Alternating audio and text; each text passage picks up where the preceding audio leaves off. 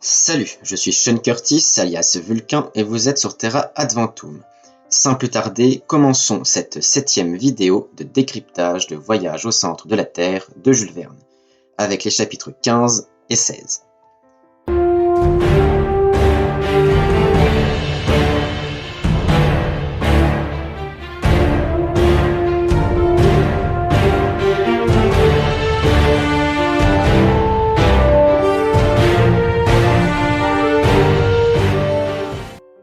On se rappelle, Lidenbrock et son neveu se sont rendus en Islande pour chercher un passage vers le centre de la Terre. La dernière fois, nos héros, accompagnés de Hans, un guide, ont fait le chemin entre Reykjavik et Stapi, la ville au pied du Snæfell, le volcan qui contiendrait le passage. Chapitre 15. Le Snæfell est évalué dans le roman à 5000 pieds, ce qui donne 1524 mètres. Et c'est à peu près ça en arrondissant. Le Snæfellsjökull, son vrai nom, mesure 1446 mètres de haut. 2 pics sont visibles, au sommet ce sont 2 cheminées, et effectivement au sommet il y a de la glace. C'est parti donc en route vers le Snæfell. Au départ, ils rencontrèrent un sol de tourbe et d'herbe. La tourbe se forme par accumulation de débris de végétaux, comme les sphègnes, dans un milieu humide, pauvre en oxygène. L'accumulation provoque une compaction avec élévation de la température et de la pression, ce qui forme dans un premier temps la tourbe, puis plus tard le charbon. Elle peut être utilisée comme combustible, ce qui, d'après Axel, la quantité de tourbe en Islande permettrait de chauffer ses habitants pendant au moins un siècle. Axel ne regrette pas trop ce voyage qui lui permet d'observer toutes les caractéristiques géologiques de l'île. Et en effet, comme l'Islande est sortie des eaux grâce au feu souterrain, au magma, la théorie d'un passage vers le centre de la Terre s'en va en fumée. Axel nous fait part de ses connaissances sur la géologie de l'île et donc des connaissances et croyances de l'époque sur sa formation. L'Islande n'est pas absolument privée de roches sédimentaires. Il y en a, mais c'est vrai qu'il n'y en a pas beaucoup. Comparé à la France, la surface de l'Islande est majoritairement composée de roches magmatiques, surtout des roches volcaniques. Les tufs volcaniques sont effectivement un agglomérat de pierres et de roches d'une texture poreuse. Il s'agit d'une roche composée de débris volcaniques. Un massif trappéen ou trappe, c'est un empilement de coulées de lave qui forment des grands plateaux magmatiques qui par érosion donnent une forme de marche d'escalier. Ce qu'il appelle large fente du sud-ouest au nord-est, c'est sans doute le rift. Un rift, c'est un fossé d'effondrement lors du processus d'extension. On l'a déjà vu dans la vidéo de la dernière fois, l'Islande se trouve sur la dorsale médio-atlantique, une zone où de la roche est créée et fait écarter les plaques nord-américaines et eurasiennes. Ce processus permet la création dans certains cas d'un océan. Pour plus d'infos sur les dorsales, les rifts et les zones de subduction, la dernière vidéo de la Minute Géologique parle de ça. De cette fente est sortie des roches volcaniques du basalte. À cette époque apparurent les feldspaths, les syénites et les porphyres. Alors, le feldspath est un minéral dont une vidéo existe aussi sur cette chaîne. Ce minéral est présent entre autres dans le basalte. Les syénites sont des roches plutoniques, c'est l'équivalent plutonique de la trachyte. La trachyte se refroidit rapidement en surface et la syénite lentement en profondeur. Elle est composée majoritairement de feldspaths alcalins. Le porphyre, c'est un terme généraliste qui désigne une roche magmatique qui présente de grands cristaux de feldspath noyés dans une pâte. C'est donc une roche volcanique. L'Islande est bien sûr connue pour ses volcans, il en existe de plein de sortes. De toutes les zones volcaniques de l'île, nos héros se trouvent sur la ceinture volcanique du Snæfellsnes.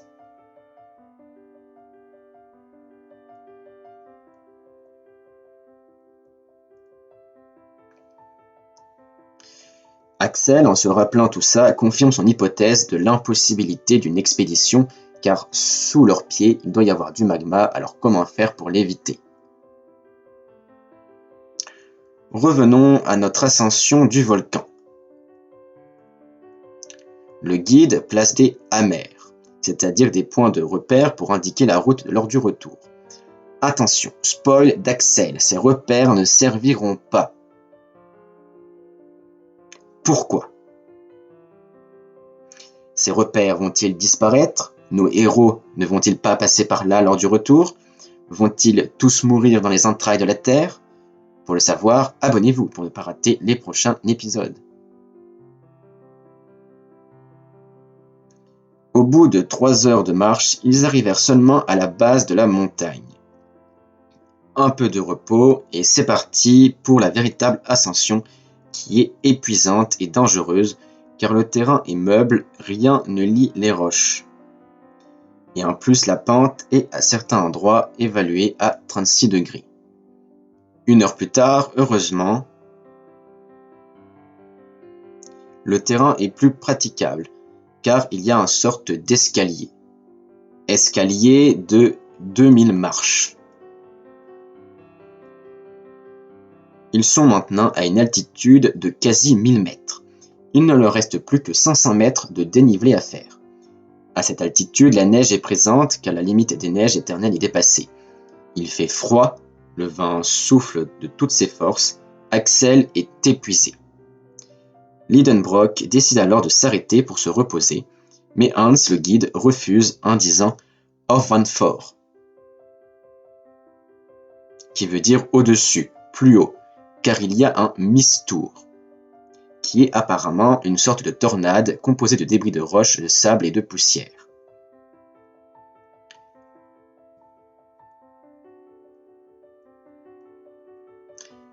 Hastig veut dire plus vite. Mais la tornadivité, Hans préfère gravir encore, ne pas se reposer, c'est plus sûr. Obligés de marcher en zigzag, ils mettent 5 heures pour franchir ces 500 mètres de dénivelé. Axel estime qu'ils ont dû faire 3 lieues, au moins, soit 14 km. Enfin, le sommet est atteint en une journée complète de marche épuisante. Fin du chapitre 15.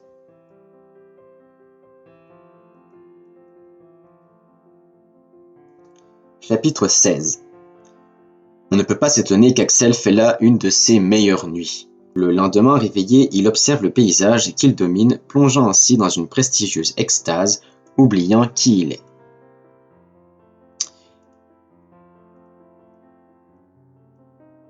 Vivant la vie des elfes et sylphes. Les elfes sont des créatures légendaires à forme humaine de la mythologie nordique, les sylphes sont les esprits de l'air. Le Groenland est visible. Il se situerait d'après le roman à 170 km de l'Islande. Mais en vrai, c'est plus de 180 km. Petit rappel pour comprendre la suite. Le message codé de Saknussemm disait « Descends dans le cratère du Jökull de Snæfell que l'ombre du Skartaris vient caresser avant les calendes de juillet, voyageur audacieux, et tu parviendras au centre de la Terre. Ce que j'ai fait, Arne Saknussemm. » Le Snæfell il faut trouver le cratère et donc le Skartaris. Le Skartaris est un des 2 pics au sommet du volcan. Le cratère en question mesure à peu près 2 km de diamètre. Cratère qu'on peut qualifier de caldeira. Une dépression circulaire ou elliptique d'origine volcanique. Sa profondeur est estimée à 600 mètres et son périmètre tout en bas de seulement 150 mètres. Ce qui en fait un diamètre de seulement 50 mètres. La pente est donc assez douce et donc praticable. Enfin, elle est quand même de 58 degrés, si mes calculs sont exacts. Axel compare le cratère à un tromblon. Un tromblon, c'est une arme à feu dont le canon est un entonnoir. Descendre dans un tromblon, car il est peut-être chargé et qu'il peut partir au moindre choc, c'est œuvre de fou. Très belle comparaison. Pour faciliter la descente, ils descendent en spirale. Ils sont même attachés à une corde. La descente est quand même difficile pour une pente qualifiée auparavant de douce.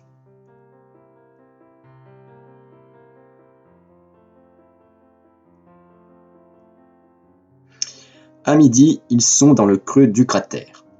Maintenant, il faut peut-être trouver un passage pour aller au centre de la Terre. Petit problème, il y a 3 passages, 3 cheminées, lieu d'origine des laves et gaz d'anciennes éruptions. Généralement, une cheminée est bouchée et forme pas de trou. Mais bon, c'est une histoire. Ces 3 trous ont un diamètre d'à peu près 30 mètres. Et il n'y a aucune barrière de sécurité. Logique, me diriez-vous. Lidenbrock est donc tout excité, courant de trou en trou, jusqu'au moment où il se met à crier. Ça y est, se dit Axel, il est tombé dans un des trous. Heureusement, non, ce sont des cris de joie. Le professeur vient de découvrir des gravures en runique, et celles-ci veulent dire Arn Saknussemm. Celui qui a écrit le parchemin codé. Son histoire de voyage au centre de la Terre est peut-être quand même vraie, du coup. Le soir approchant, les Islandais qui transportaient le matériel sont partis comme convenu. Les autres passent leur première nuit à l'intérieur du cratère. Le matin, grosse déception, ou plutôt grosse colère pour Lidenbrock, le ciel est nuageux. Pourquoi est-il en colère? Parce que, je vous le rappelle, qu'il y a 3 cheminées. Laquelle faut-il prendre? C'est écrit dans le message. L'ombre du Scartaris vient caresser avant les calendes de juillet, donc avant début juillet. S'il fait jour, le Scartaris, qui est le pic au-dessus du cratère, projettera son ombre vers la bouche d'entrée. Et ce, seulement fin juin. Et on est déjà le 25 juin. Autant dire qu'il ne faut pas que le temps soit nuageux tous les jours. À suivre, sinon il faudra revenir l'année prochaine. Lancer l'expédition aléatoirement dans une de ces cheminées est peut-être trop risqué. Le 26, temps aussi nuageux et en plus il pleut. Le professeur est vraiment en colère. Hans, lui, reste paisible, sans rien dire. Il attend calmement, alors qu'il ne sait même pas ce qu'ils attendent.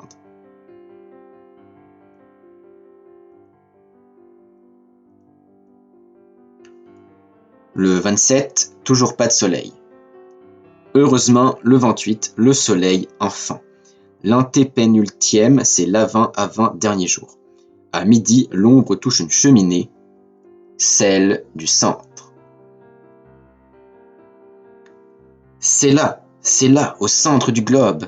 Forut, lança le guide, ce qui veut dire en avant. Alors, en avant. Le véritable voyage va enfin commencer. Mais ce sera pour la prochaine fois. Fin du chapitre 16 et fin de la vidéo. N'oubliez pas de l'aimer, de la partager et surtout abonne-toi. N'hésite pas à rejoindre le Discord pour apprendre plein de choses ou encore l'Instagram. Tous ces liens sont en description. Allez, à la prochaine vers le centre de la Terre.